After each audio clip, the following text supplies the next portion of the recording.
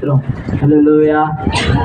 కూడి వచ్చిన దేవుని బిడ్డలందరికీ ప్రభు అయిన యేసుక్రీస్తు నామమున ఈ ఉదయకాల సమయంలో ప్రత్యేకమైన వందనాలు, కృతజ్ఞతలు చెల్లించుకుంటున్నాం.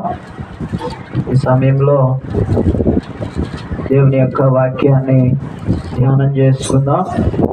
గత ఆదివారం మనం యోసేపులో ఉన్నటువంటి కొన్ని దేవుని లక్షణాలను 1-2 మనము ధ్యానం చేసాం.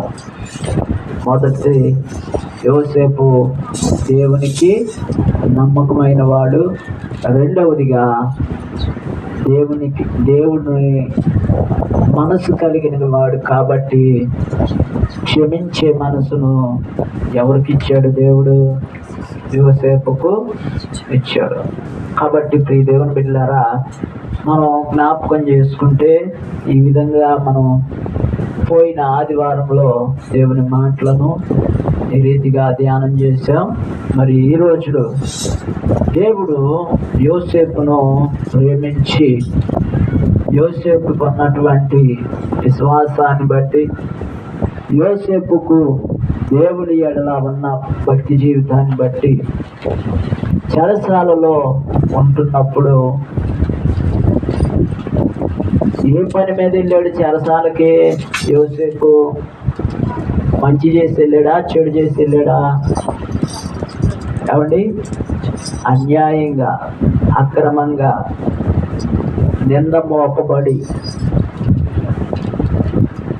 జైలుకు వెళ్ళాడు. ఇలా జైల్లో తన జీవితాన్ని గడుపుతూ ఉన్నప్పుడు మళ్ళా అదే జైల్లో ఐగుప్తు రాజు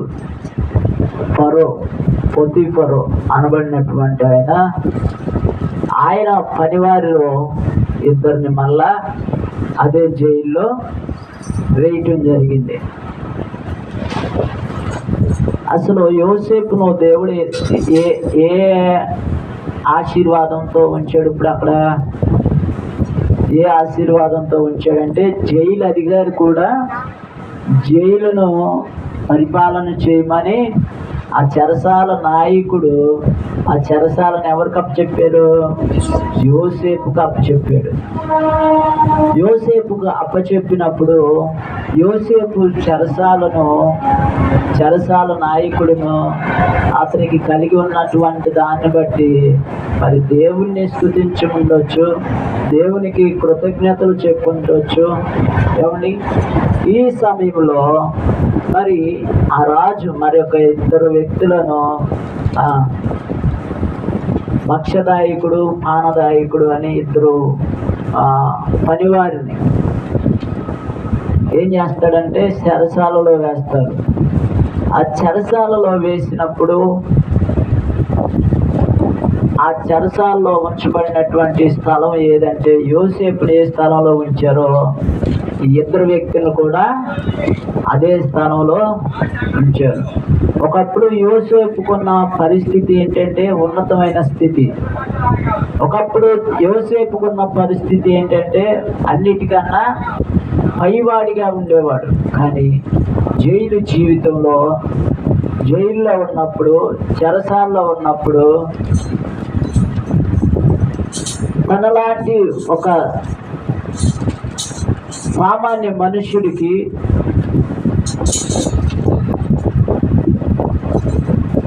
ఆయన తప్పు చేశాడో చేయలేదో తెలియదు, వీళ్ళు తప్పు చేశారో చేయలేదో తెలియదు. ఇప్పుడు హాస్పిటల్లో ఉన్న పేషెంట్ అంటే ఇంకో పేషెంట్ని పుడికెత్తే ఏమంటాం? ఆయన రోగే, ఈయన రోగే. లేకపోతే గుడ్డోడికి ఎలా చూపిస్తాడు? చూపించడు కదా. యోసేపు మీద ఒక అపనింద వేయబడి చెరసాల్లో వేయబడ్డాడు. వీళ్ళేమో రాజు మాట వినకుండా చెరసాల్లో వేయబడ్డారు. ఇప్పుడు వీళ్ళు యోసేపు కలిసి ఒకే చెరసాలలో ఉన్నారంట. ఉన్నప్పుడు యోసేపు ఈ పానదాయకుడు ఆ భక్షదాయకుడు అనే ఇద్దరు వ్యక్తులకు ఏం చేస్తున్నాడంటే ఉపచారం చేస్తున్నాడు, పరిచర్య చేస్తున్నాడు. దేవునికి స్తోత్రం, హల్లెలూయా. యోసేపు ఎక్కడున్నా కానీ, యోసేపు ఏ స్థితిలో ఉన్నా కానీ, యోసేపులో ఉన్నటువంటి మొట్టమొదటి లక్షణం, ఈరోజు యోసేపు గురించి 5 లక్షణాలు మనం ధ్యానం చేసుకున్నాం. యోసేపులో ఉన్నటువంటి 5 లక్షణాలు. మొదటి లక్షణం ఏంటంటే ఉపచారం చేసే లక్షణం. ఉపచారం అంటే తెలుసా మీకు ఎవరికన్నా? ఉపచారం ఎవరికి చేస్తారు? ఉపచారం జక్రి గారు గీతలకా? ఉపకారం కాదు, ఉపచారం. ఉపకారం వేరు, ఉపచారం వేరు. ఉపకారం అంటేనేమో ఎదురు తిరిగి ప్రతిఫలం ఆశించకుండా చేసేదాన్ని ఉపకారం అంటారు. ఉపచారం అంటే ఉపచారం చెప్పండి. చెప్పిన వాళ్ళకి క్రిస్మస్కి చేరుకొని పెడతారు, లేకపోతే మీరు అందరు కలిసి నాకు అన్నారు. అందరు కలిపి ఒక డ్రెస్ కాదు, మనిషికి ఒక డ్రెస్ కొనాలి. అది చూసుకోండి ఆఫర్. ఉపచారం అంటే ఏంటి? వినపడిందా? ఉపచారం అంటే ఏంటి? ఉపచారం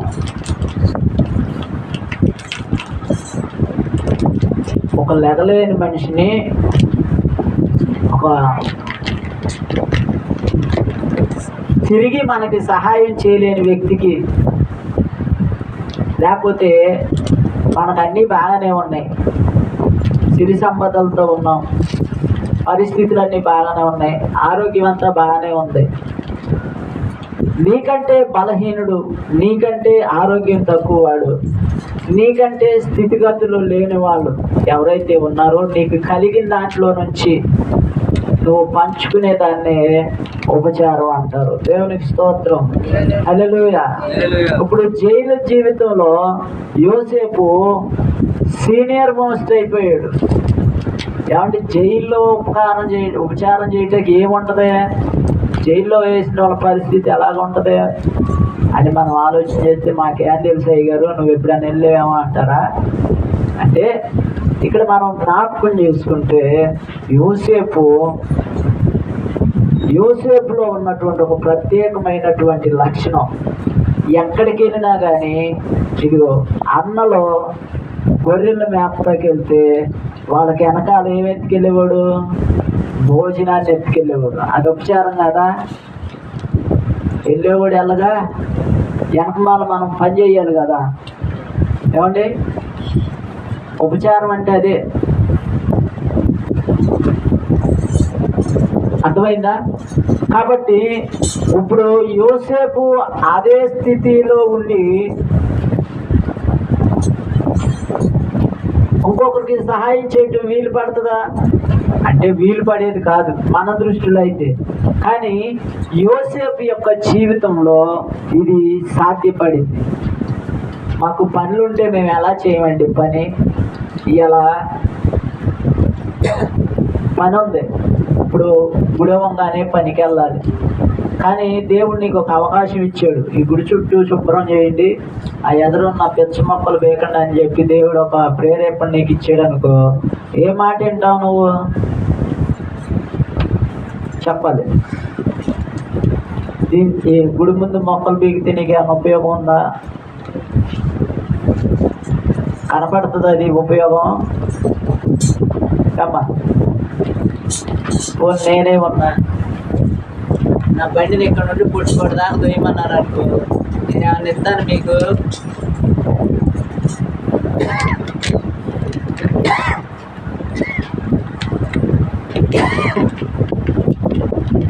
చెప్పండి. ఉపచారం అంటే అది ప్రతిఫలం ఆశించకుండా. కానీ యోసేపు తన సహచరులతో కలిసి చేస్తున్న దేవుడు ఆయనకి ఇచ్చిన గొప్ప వరం ఏంటంటే ఉపచారం చేయటం కుదిరినప్పుడు, ఏమండి అవకాశం ఉన్నప్పుడు, ఏ పని లేనప్పుడు కాదు, నీకున్న దాన్ని త్యాగం చేసి, ఏమండి నీకున్న దాన్ని త్యాగం చేసి దేవుని కోసం నువ్వేం చేయాలి? ఉపచారము చెయ్యాలి. నాకేముందండి, తింటే తిన్నట్టు, ఏదో ఒక డైలాగ్ ఉంటుంది కదా మనకి, రెక్కాడిపోయినా డొక్కాడదు తెలుసా? ఎక్కాడితే డొక్క, కారణం ఉన్నంతసేపు డొక్క ఆడుతూనే ఉంటుంది. ఇప్పుడు మన రెక్కలు ఆడుతున్నాయా? మీ డొక్క మీద చేయి పెట్టుకొని ఆడుతుంది, కదులుతుందా? అంటే ఇప్పుడు ఆ డైలాగ్ ఏంటి, ఒరిజినలా మోసమా? ఇవన్నీ కూడా మనం ఆలోచన చేస్తే ప్రియదేవుని బిడ్డలారా మనం జ్ఞాపకం చేసుకోవాలి. యోసేపులో ఉన్నటువంటి మొట్టమొదటి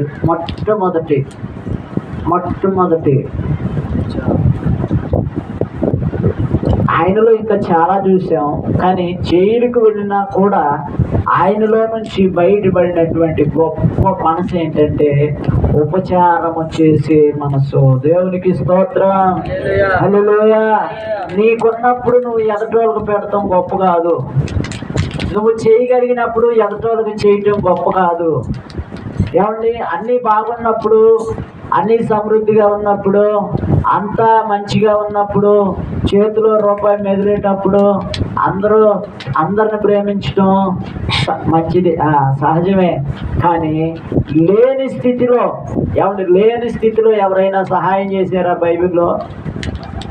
లేని స్థితిలో సారేపతి వెధవరాలు, ఇక ఆ పూటకే ఉంది ఆమెకి, ఏముంది? కొంచెం పిండి, గుడ్లో నూనె. ఇక అవి తిన్న తర్వాత ఇక ఆ పిల్ల తల్లి కలిసి ఏమైపోతారు? ఇక బ్రతకటానికి లేదు ఛాన్సు. ఆ కొంచెం ఉన్న దాంట్లోనే ఏమన్నాడు దైవజనుడు? నాకు ఒక అప్పాన్ని ఉన్నదే కొద్దిగా అయితే నాకు ఒకటి ఏమంటాడు ఏంటి? ఏమండి ఉన్నదే కొద్దిగా, దాంట్లో నాకు తెమ్మంటాడేంటి? ఆలోచించేయండి. ఆమె అర్థం చేసుకుంది, ఈయన దేవుని సేవకుడు, ఈయన దేవుని బిడ్డ, ఈయనకి మనం ఉపచారము చెయ్యాలి. ఈ దేవుని బిడ్డలారా, యేసుక్రీస్తు ప్రభు వారంట ఒక ఆమె ఇంటికి పిలిచిందంట ఆయన్ని. ఎందుకు? నువ్వు నాకు కనపడాలయ్యా, నువ్వు నా కోసం నా ఇంటికి రావాలయ్యా అని ఒకసారి ప్రార్థన చేస్తుందంట. బాగా చేస్తుంటే యేసు ప్రభు అంట దర్శనమిచ్చి మాట్లాడి, అమ్మా నేను వస్తాను అని చెప్పానంటే ఈమెకి ఒక ఆశ కలిగిందంట. యేసు ప్రభు నా ఇంటికి వస్తే నా ఇల్లు అట్టుండాలి, ఇట్లా పాత గుడ్లు కట్టి ఉండాలా? కాదు, నీట్గా శుభ్రంగా, ఏమండి గుమ్మగుమ్మలాడుతూ ఎంతో శుభ్రంగా ఆమె రెడీ అయ్యి ఇంటిని రెడీ చేసి చూస్తుందంట. ప్రభువా ఎప్పుడు వస్తావయ్యా నా ఇంటికి అని చెప్పని ఎదురు చూస్తుంటే బాగా మాసిపోయిన గడ్డంతో, మురికి పట్టినటువంటి గుడ్డలతో, చింపురు జిడ్డుతో, కాళ్ళకి చెప్పులు లేకుండా మురికి చెమటలు పట్టుకుంటూ ఒక ఆయన వచ్చి, అమ్మా ఒక్క ముద్ద ఉంటే పెట్టవా? ఏమన్నాడు? ఒక్క ముద్ద ఉంటే పెట్టవా అన్నాడు. ఈమె ఎవరి కోసం ఎదురు చూస్తుంది? యేసయ్య కోసం ఎదురు చూస్తుంది. యేసయ్య ఎలా వస్తాడు అనుకుందామా? తెల్లని వస్త్రాలు వేసుకుని, గాయపడిన చేతులతో, కల్లో చెప్తారు కదా, తెల్లని వస్త్రాలు వేసుకుని కనపడ్డాడు నాకు యేసు ప్రభు. దొంగ మాటలై. అలా వచ్చిన వ్యక్తిని అంట పనికి మాట్లాడా, సిగ్గుండక్కర్లా, ఇల్లు అంత శుభ్రంగా కడుక్కున్నా ఇంట్లోకి వచ్చేస్తావా, పో బయటికి అని తిట్టి వెనక్కి తవరేసిందంట. ఎవరిని? ఏసైని కాదు, అడుక్కోటకు వచ్చిన ఉంటే. ఇంకొకడు వచ్చాడంట, ఇంకొక రూపంలో వచ్చాడంట, ఇంకొక ఆమె వచ్చి ఇంకొక రూపంలో వచ్చాడు. 3 సార్లు వచ్చారు. ముగ్గురిని కూడా చివేట్లు కొట్టిందంట. అసలే మైండ్ ఏంటి?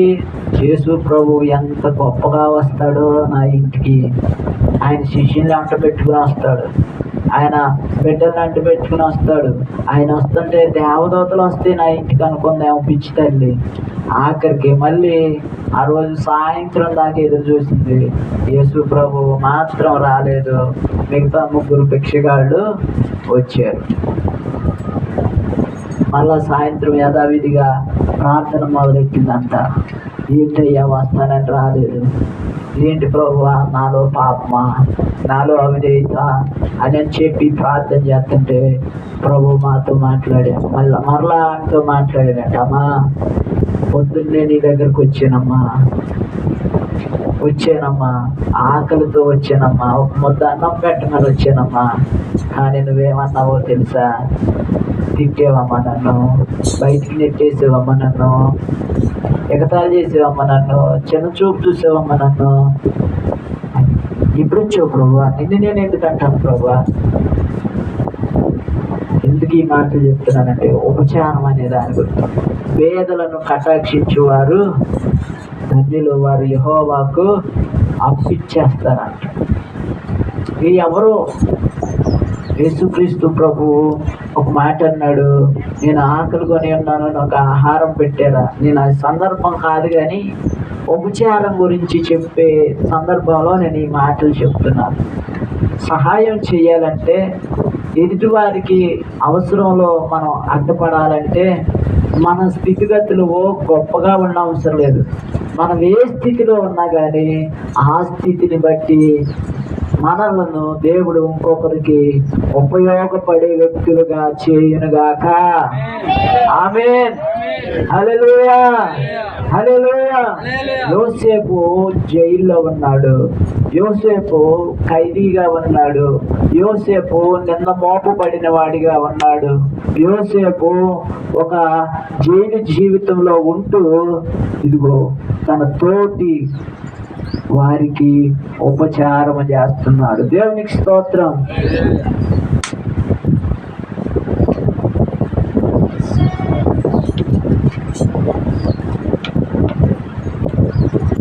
యోసేపులో ఉన్నటువంటి రెండవది మనం జ్ఞాపకం చేసుకుంటే, ఇది నేను రిఫరెన్స్ చెప్పుకుంటూ వెళ్ళిపోతున్నా కదా మీకు. ఆదికాండం 40వ అధ్యాయం.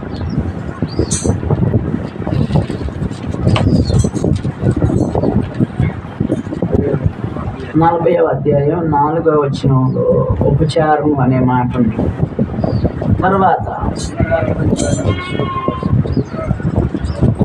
తరువాత యోసేపుకు ఇంకొక పరిణామం ఎదురైంది. ఏంటంటే ఆ యొక్క చెరసాల్లో వేయబడినటువంటి 2 మనుషులకు కళలు వచ్చినాయి. ఏమొచ్చినాయి? కళలు వచ్చినాయి. మర్చిపోయినప్పుడు ఆ రాత్రి చాలా మదన పడుతున్నారు, బాధపడుతున్నారు, ఇబ్బంది పడుతున్నారు. తెల్లారి పరిస్థితి ఏమవుతుందో, తెల్లారితే మా భవిష్యత్తు ఏమైపోతుందో, తెల్లారితే మాకు ఏ శిక్ష విధిస్తారో, తెల్లారితే ఏ శిక్షలో మేము పాల్పంపులు పొందాలో అయినా కానీ వారు మదన పడుతుండగా, విచారపడుతుండగా, వాళ్ళ ముఖం వికారం అవుతూ ఉండగా యోసేపు వారి దగ్గరికి వెళ్ళి అసలు ఏం జరిగింది చూడండి. ఆ మాటలు ఆదికాండం 40వ అధ్యాయం 8వ వచనంలో ఆ మాటలు ఉంటాయి. అందుకు వారు మేము కలలు కంటిమి, వాటి భావము చెప్పగల వారెవ్వరూ లేరని అతనితో అనగా, యోసేపు వారిని చూచి కలభావములు చెప్పుట దేవుని ఆధీనమే కదా. దేవునికి స్తోత్రం. హల్లెలూయా. ఇప్పుడు వారికి కళ వచ్చింది. ఆ కళ దాని భావం తెలియనప్పుడు వారికి భయం, ఆందోళన, ఈ కళ ఏంటో, ఈ దర్శనం యొక్క మర్మం ఏంటో అని వారు మదన పడుతుంటుండగా, వారు బాధపడుతుంటుండగా, వారు విచారిస్తూ ఉండగా, వారు దుఃఖపడుతూ ఉండగా వారితో యోసేపు మాట్లాడుతున్నాడు. ఇదిగో నీకు వచ్చినటువంటి కళ భావము చెప్పటం ఎవరి ఆధీనంలో ఉంది? దేవుని యొక్క ఆధీనంలో ఉంది. ఈ రోజున చాలా మందికి దర్శనాలు వస్తాయి. ఏమొస్తాయి? కళ వేరు, దర్శనం వేరు. కళ ఏమో ఇప్పుడు వస్తుంది. కళ నిద్రలో వచ్చేది కళ, మెలకువతో ఉన్నప్పుడు వచ్చేది దర్శనం. దేవునికి స్తోత్రం. హల్లెలూయా. మనతో మాట్లాడుతూనే ఉంటారు. అలా కళ్ళు మూసుకొని ఒక దర్శనాన్ని వారు చూస్తారు. అంటే తన శరీరం ఈ లోకంలో మనుషులతో మిళితమై ఉన్నా కానీ ఆత్మ ఏమై ఉంటుందంటే దేవునితో ఏకమై ఉంటుంది. కాబట్టి మన ఆత్మ దేవునికి అంగీకృతమై ఉంటుంది. కాబట్టి జరగబోయే విషయాలు, జరిగే విషయాలు, జరుగుతున్న విషయాలు దేవుడు కళ ద్వారా చెప్పొచ్చు, దర్శనం ద్వారా కూడా చెప్పొచ్చు, స్వరం ద్వారా కూడా చెప్పొచ్చు. కాబట్టి ఇప్పుడు ఈ మర్మం కళ ఏమో వచ్చింది ఇద్దరికి. దాని భావం చెప్పాల్సింది ఎవరు? దేవుడు ఆధీనంలో ఆ మర్మం అనేది దాచిపెట్టబడి ఉంది. కాబట్టి ఇప్పుడు కలభావం చెప్పాలంటే ఎవరి వశం అవ్వాలి? దేవుని బిడ్డల వశమే అవ్వాలి. నీకు కళ వచ్చింది అనుకోండి, నీ కళని ఇంకొకరు చెప్తేనే దాని భావం పూర్తయినట్టు. అర్థమైందనా మాటలో? ఇప్పుడు నువ్వు ఉన్నావు, బ్రతికే ఉన్నావు, నీకు కళలో నువ్వు ఊరు తీసుకుని చచ్చిపోయినట్టు వచ్చింది అనుకో కళ. ఏమంట మేడం గారు, నేనున్నా మీరు వద్దులే ఎంతమంది మిమ్మల్ని అంటే భయపడతారుగా. అసలుకి అది నన్నే అనుకోండి, నాకేదో కనపడినప్పుడు నాకు కనపడిన దాన్ని బట్టి నేనేమైపోతున్నా? భయపడిపోతున్నా. అమ్మో నేను చచ్చిపోతానని భయపడుతున్నా. ఇప్పుడు ఆ మాట ఎవరు చెప్పాలి? నీకంటే నీ పైన ఉన్న దైవజనుడు, నీకంటే నీ పైన ఉన్న ఆత్మీయ నాయకులు ఆ కళభావం చెప్పాలి, ఆ దర్శన భావం చెప్పాలి. నీకు వచ్చిన కళ దేనితో కంపేర్ అయి ఉండాలంటే దేవుని వాక్యంతో పోల్చబడినదై ఉండాలి. దేవునికి స్తోత్రం.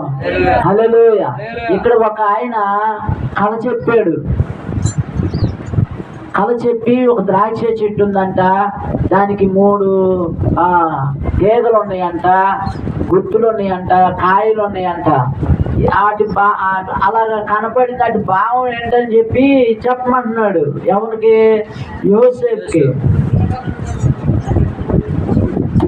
చూడండి ప్రియదేవుని బిడ్డలారా, మనకు వచ్చిన కలభావం మనలోనే దాచుకుని, మనకు వచ్చిన కళను మనలోనే దాచుకుని మదన పెడితే ఉపయోగం ఏమైనా ఉంటుందా?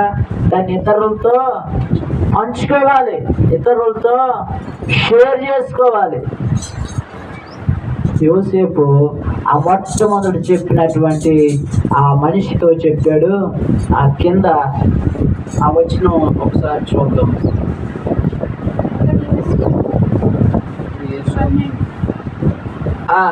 40వ అధ్యాయం 12వ వచనం. అప్పుడు యోసేపు కాదు, ఎప్పుడుతో యోసేపు అనుకుంటున్నాడు, పద్దాక యోసేపు అంటున్నాడు. యోసేపు దాని భావము ఇదే.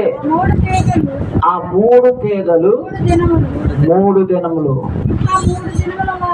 ఇంకా 3 దినములలోగా ఫరో నీ తలను పైకెత్తి నీ ఉద్యోగం మరలా నీకు ఇచ్చును.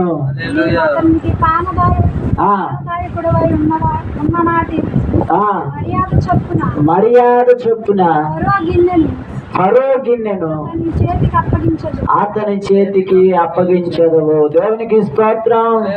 ఈ కళ వచ్చినటువంటి ఆయన ఉద్యోగం ఏంటంటే ఫరో చేతి కింద ఆయనకి ఎప్పుడు తాగాలనిపిస్తే అప్పుడు ఆయనకి ఏమి ఇవ్వాలి? ఈయన చేతి అమ్ముతుండే ద్రాక్ష రసాన్ని అందించాలి. ఇప్పుడు ఆయన ఉద్యోగంలో నుంచి తీసేసాడు. ఎవరిని? ఈ పానదాయకుడిని తీసేసాడు కాబట్టి భయపడుతున్నాడు. అసలు నా ఉద్యోగం ఉంటుందా పోతా? దీనికి ఒక కళ వచ్చింది. ఆ ద్రాక్ష చెట్టు కంట 3 తీగలు ఉన్నాయంట. ఇదంతా వివరించిన తర్వాత యోసేపు మాట్లాడుతున్నాడు. మూడు తీగలు 3 దినాలు నీ తలను ఫరో పైకెత్తుతాడు, నీ ఉద్యోగం మరలా నీకు ఇస్తాడు, నువ్వు అతనికి పానదాయకుడుగా ఉంటావు, ద్రాక్షారసపు గిన్నె ఆయన చేతికి నువ్వు ఇస్తావు. దేవునికి స్తోత్రం. ఎంత సింపుల్ అంటే ఉద్యోగం. ఈ కలభావం అంటే యోసేపును మనం జ్ఞాపకం చేసుకుంటే, యోసేపు జీవితాన్ని మనం జ్ఞాపకం చేసుకుంటే, యవన కాలంలో యుక్త వయసులో ఆ మంచి యవనస్తుడిగా ఉన్నప్పుడు, వివాహం కానివాడిగా ఉన్నప్పుడు యోసేపు ఎవరి ఆధీనంలో ఉన్నాడంటే దేవుని ఆధీనంలో ఉన్నాడు. దేవునికి స్తోత్రం. హల్లెలూయా. కల మర్మములు, దర్శన మర్మములు చెప్పగలిగే శక్తి ఎవరిలో ఉంటుందంటే దేవుని ఆధీనంలో ఉన్న వారికి మాత్రమే దాని కలభావం తెలుస్తుంది. రెండవది, మొట్టమొదట ఉపచారం చేసేవాడు. రెండవదిగా దేవుని ఆధీనంలో ఉన్నవాడు. దేవునికి స్తోత్రం. హల్లెలూయా. మూడవదిగా మనం గమనిస్తే చివరి మాట మనం చూసుకుందాం.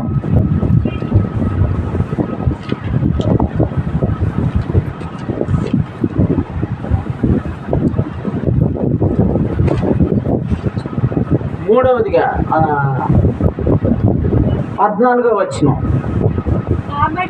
కాబట్టి నీకు క్షేమము కలిగినప్పుడు నన్ను జ్ఞాపకము చేసుకుని నా యందు కనికరముంచి ఫరోతో నన్ను గూర్చి మాట్లాడి నీ ఇంటిలో నుండి నన్ను బయటికి రప్పించుము. ఏలయనగా హెబ్రీయుల దేశములో నుండి అది నిశ్చయం, మరియు ఈ చెరసాలలో నన్ను వేయుటకు ఇక్కడ సహానేమి చేయలేదని అతనితో చెప్పిన. చాలండి. దేవునికి స్తోత్రం. ఇప్పుడు అవకాశం వచ్చింది. చెరసాల్లో ఒక తోటి ఖైదీతో మాట్లాడాడు.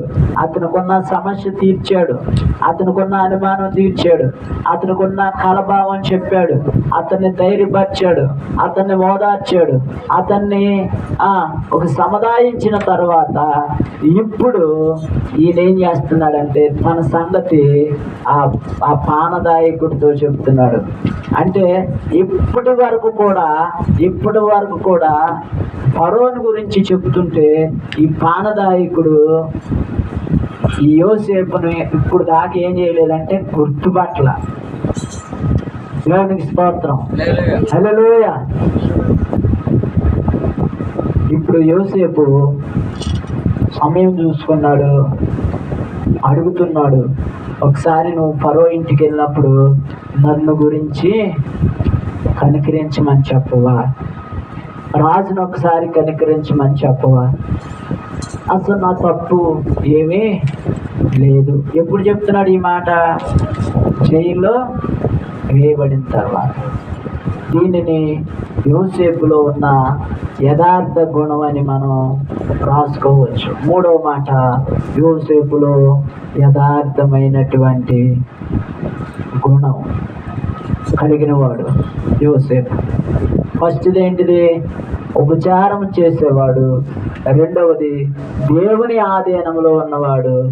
మూడవది యథార్థమైన గుణము కలిగిన వాడు. ఏమండి, తప్పు చేసి ఈ రోజుల్లో నోటితో పొంకేవాళ్ళు చాలా మంది లేకపోలేదండి. ఒక అబద్ధం ఆడి ఆ అబద్ధాన్ని కప్పుపుచ్చుకోవటానికి 10 అబద్ధాలు ఆడేవాళ్ళు ఈ లోకంలో లేకపోలేదండి.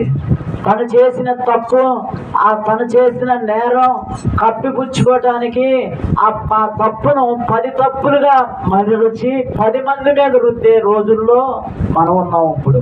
కానీ యోసేపు యథార్థవంతుడిగా తన యథార్థతను చాటుకున్నాడు. ఎక్కడో తెలుసా?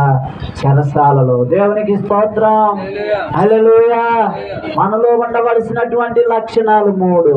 ఒకటి ఉపచారం చేసే గుణం, రెండవది దేవుని ఆధీనంలో మనం ఉండాలి, మూడవది యథార్థమైన గుణాన్ని మనం కలిగి ఉండాలి. అది ఏ స్థితి అయినా సరే, ఏ పరిస్థితి అయినా సరే, పనిలో ఉన్నా, ఇంట్లో ఉన్నా, ఒంటరిగా ఉన్నా, జనంలో ఉన్నా, ఒక్కడివే అయినా 10 మంది అయినా, ఏమండి నీ నోటమ్మటి ఏమి రావాలంటే యథార్థత రావాలి. నీ నోటమ్మటి మంచి మాటలు రావాలి. నీ నోటమ్మటి ఇదిగో ఆశీర్వాదపు వచనాలే రావాలి, కానీ శాపమైనటువంటి మాటలు నీ నోటమ్మట రాకూడదు.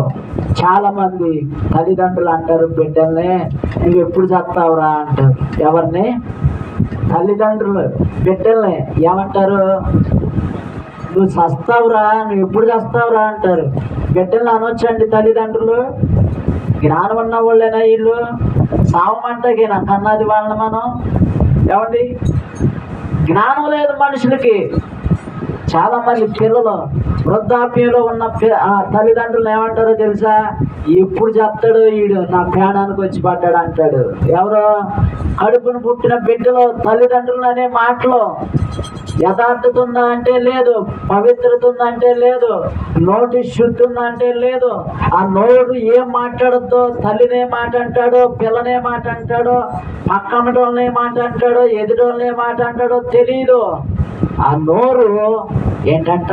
మనిషి ఏమో మున్సిపాలిటీ అంట, నోరేమో డ్రైనేజీ అంట. దేవునికి స్తోత్రం. పైకి ఏమో పర్సనాలిటీ, లోపలంతా మున్సిపాలిటీయే. పర్సనాలిటీ చూస్తే ఎంతో పేరు ప్రఖ్యాతులు, ఏమండి డబ్బు ధనం డస్గా ఉంటుంది. పైకి తెల్లగొట్లే, లోపలంతా మురిగిపోయిన గుణమే, స్వప్నాతి గుణమే, ఓర్చుకోలేని తత్వమే, ఎదుటి వాళ్ళని ఆశించే గుణమే. అవకాశం వస్తే 10 మాటలు ఇతరుల మీద రుద్దటానికే ప్రయత్నిస్తాం, కానీ అది ఆమె అలాగా మాట్లాడలేదండి, ఆమె అలాగా మాట్లాడదండి, ఆయన అలాంటోడు కాదండి, ఆమె అలాంటిది కాదండి అని నీవు ఎప్పుడైనా ఎదటోళ్ళ గురించి ఏ మాట అయినా ఒక మంచి మాట చెప్పగలిగావా? దేవుని బిడ్డ యోసేపు తన యథార్థ జీవితాన్ని జైల్లో వేసినా కానీ యథార్థతను వదిలిపెట్టుకోకుండా దేవుడు ఆయనకు ఒక అవకాశం ఇచ్చాడు. ఆయనతో పనిచేసిన వాడిని ఆయన దగ్గరికి తీసుకొచ్చాడు. ఆయన యథార్థత ఏంటో చెప్పుకోవడానికి ఒక అవకాశం దేవుడు ఆయనకి ఇచ్చాడు. నువ్వు నీతిగా ఉంటే, నువ్వు భక్తిగా ఉంటే, ఏమండి నువ్వు మాటల్లో కానీ, నీ ఆలోచనలో కానీ, నీ చూపులో కానీ, నీ తలంపుల్లో కానీ, ఏమండి నీ దినచర్య అంతట్లో కానీ, ఏమండి మనుషుల ముందు ఒకలాగా, మనుషులు లేనప్పుడు ఒకలాగా కాదు. ఏమండి ఈరోజు నా మనుషులు ఎలా తయారైపోయారంటే, ఒక ఆమె నాకు కూర వేసుకొస్తావా అని అడిగితే, ఏం కూర అంటే వంకాయ టమాటాలు అయ్యారు అంది. ఇప్పుడు కాదు, ఎప్పుడో మా కాళ్ళు అవుద్ది, వీళ్ళు మరదలే.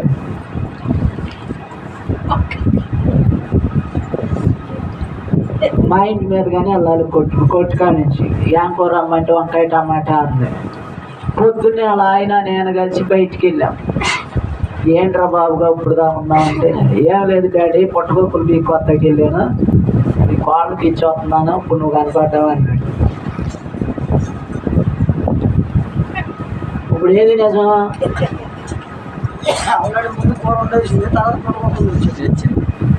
కాదు,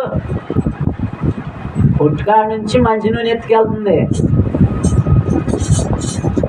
మంచి నూనె ఎత్తుకెళ్తుంది. ఇట్లా వెళ్ళే వాళ్ళకి చూస్తే నోరు త్వరగా ఆగదు. అసలు ఇప్పుడు దాకా ఏం చేసింది వండకుండా. ఇంట్లో చిన్నపిల్లలు ఆయన చూస్తే పనికి వెళ్ళాలి. నాకేదో మైండ్ ఇక అక్క ఏంటమ్మా ఇప్పుడు వెళ్తున్నావు ఏంటంటే ఇప్పుడే తెచ్చాడు మామయ్య ఏంటి వంకాయలు టమాటాలు ఇచ్చి వెళ్ళాడు మీ అబ్బాయి అంత.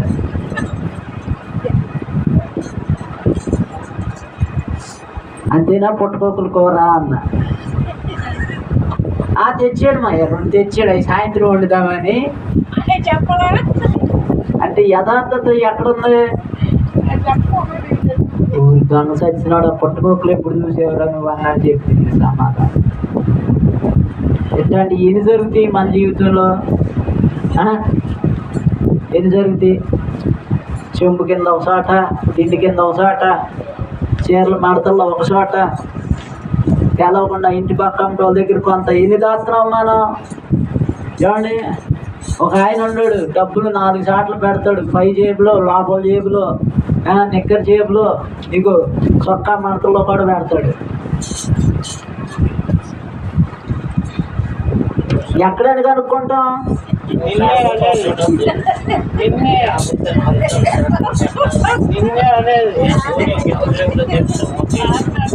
ఏంటంటే ఎంతో కొంత మానవ నైజాన్ని మనం ఏం చేసుకుంటాం? చాటుకుంటాం. నాకు ఉంది ఒక అలవాటు, ఎక్కడో చాట పెట్టి దాస్తా 10, 5. ఎందుకు?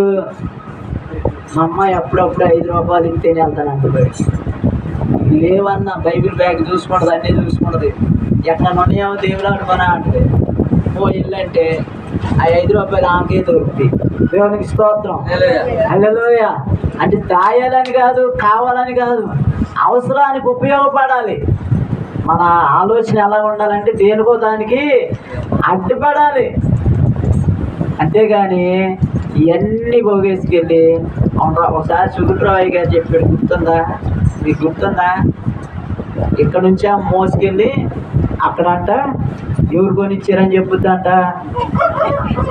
ఎవరు? మా అమ్మ 4,000 రూపాయలు పట్టు చీర కొందంట. అక్కడేమో తినేదేంటంట? బోంగారు పచ్చడంట.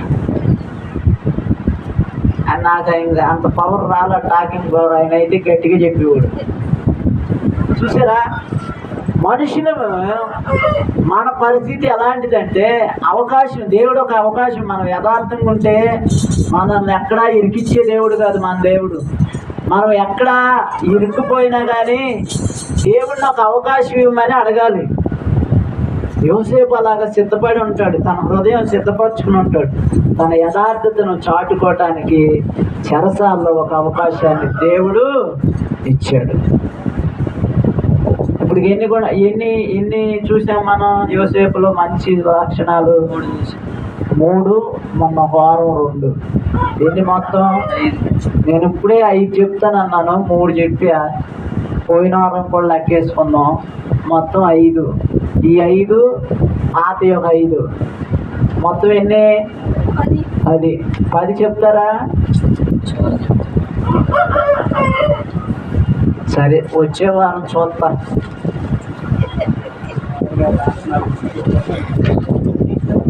మొత్తం 10. 5 ఏమో అనుభవాలు, 5 ఏమో గుణ లక్షణాలు. ఎన్ని? 5 అనుభవాలు, 5 గుణ లక్షణాలు. నేను వచ్చే వారం అడుగుతా. కాబట్టి ఈ రోజుతో ఈ వాక్య భాగాన్ని ముగించుకుందాం. దేవుడు ఈ కొద్ది మాటలు మన వెనుకల్లో దీవించుగాక.